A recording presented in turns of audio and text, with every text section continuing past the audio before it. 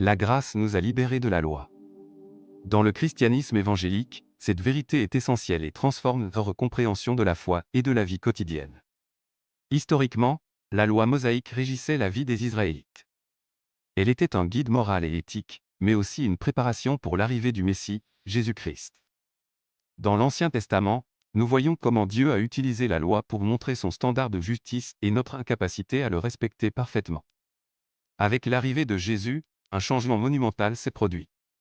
Jésus, en mourant sur la croix, a accompli la loi. Paul écrit dans Galates 3h24 que la loi était notre pédagogue pour nous conduire à Christ.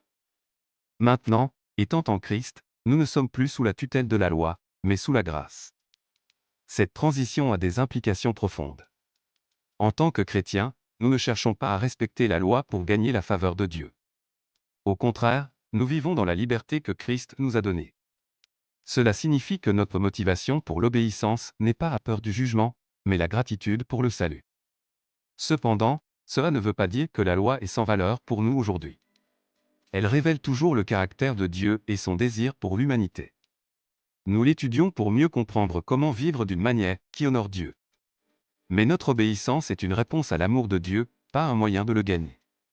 Cette vérité libératrice doit être enseignée et appliquée dans nos vies. La compréhension correcte de la grâce et de la loi nous permet de vivre une vie chrétienne épanouie, basée sur la foi et non sur les œuvres. C'est un message que chaque chrétien évangélique doit non seulement comprendre, mais aussi partager.